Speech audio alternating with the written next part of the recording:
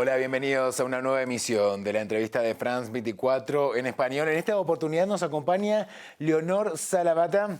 Ella fue designada por el presidente de Colombia, Gustavo Petro, como la nueva embajadora de Colombia ante la Organización de Naciones Unidas. Estamos ante una histórica lideresa indígena de Colombia, una mujer que ha luchado prácticamente toda su vida por defender los derechos de los pueblos originarios de Colombia. Leonor, muchísimas gracias por su presencia en France 24 en español.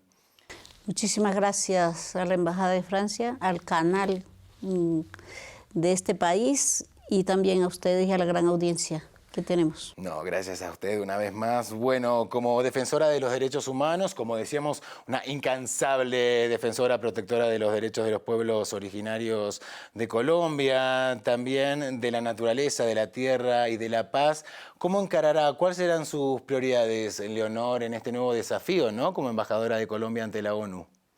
Bueno, ante todo quiero destacar que los colombianos hayamos procurado cambiar 200 años de vida republicana en donde los pueblos indígenas y todo aquello diverso como es la población étnica, jamás hubiéramos tenido representación en la toma de decisiones importantes para el país.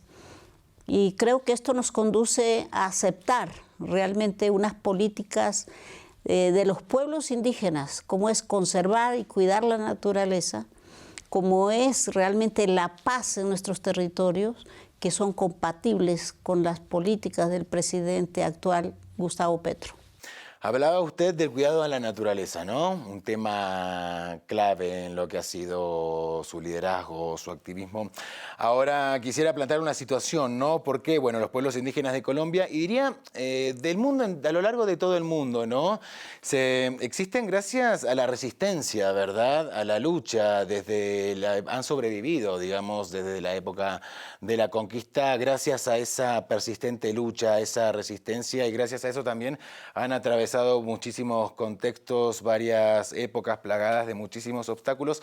Ahora quisiera preguntarle cómo va a ser trasladar esa lucha, esa resistencia a un escenario que quizás en algunos puntos puede resultar hostil, ¿verdad? Me refiero, en las Naciones Unidas habrá muchas posturas vinculadas a modelos de producción de países de desarrollo, modelos desarrollistas que quizás van en contra e incluso dañan, afectan mucho lo que es la conservación de la naturaleza como modo de vida, ¿no? Tienen quizás una visión más de explotarla.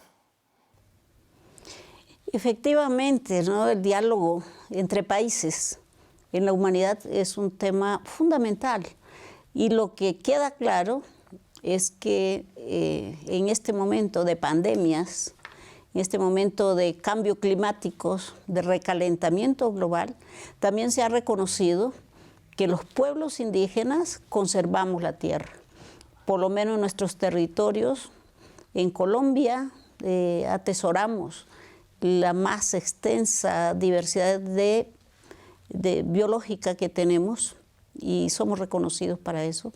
Tenemos una constitución política en donde nosotros participamos, en donde nuestros constituyentes lograron posicionar, incluir orgánicamente los pueblos indígenas en Colombia. Yo creo que eso es fundamental y creo que lo debe saber el mundo, lo deben saber los sistemas de gobierno en muchas partes y creo que podemos avanzar con la solidaridad de la comunidad internacional.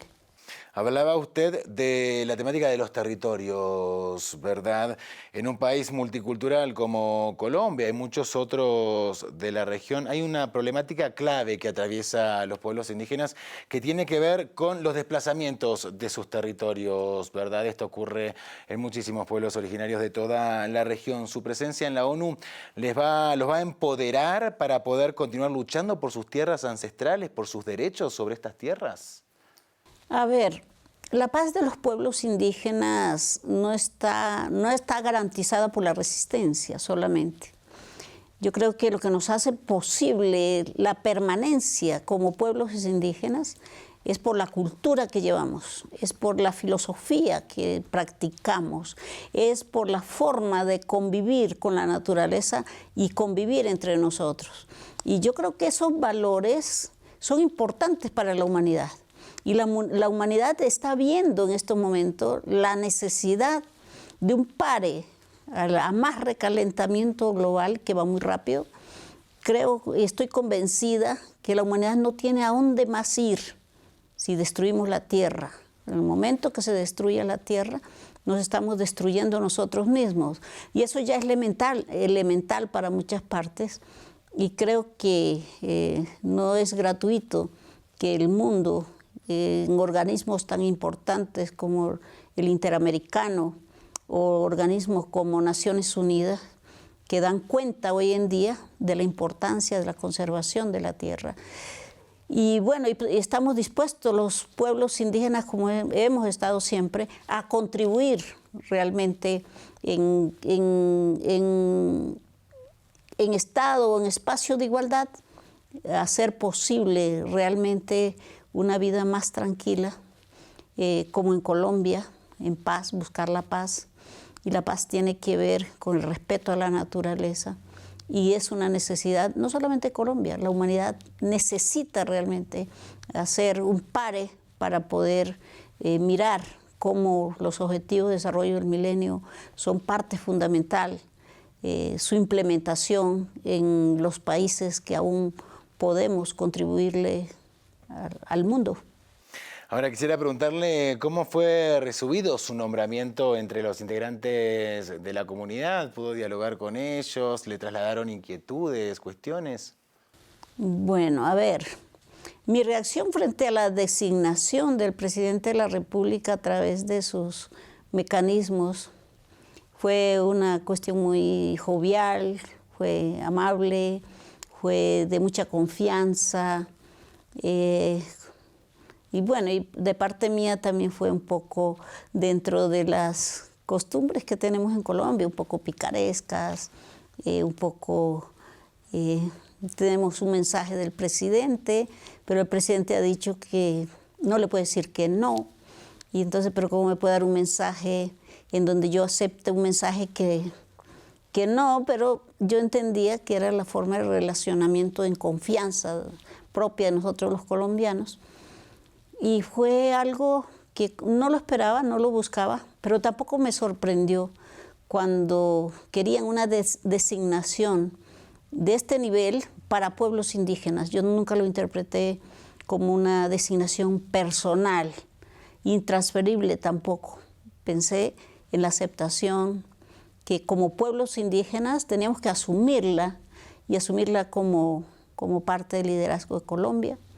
Y fue bien, y las comunidades han expresado su satisfacción, sus agradecimientos al presidente de la República, y la verdad es que en escenarios internacionales la aceptación ha sido plena, que el gobierno esté dando participación política en la toma de decisiones en el próximo gobierno.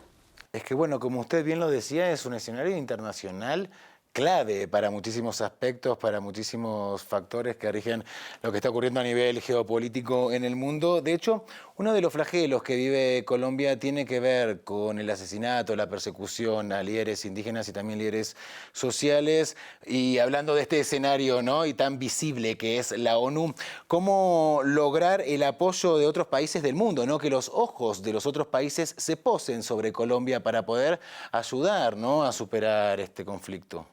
La verdad es que en Colombia yo creo que la sociedad civil tenemos identificado muchos países que realmente han hecho el acompañamiento internacional a los colombianos.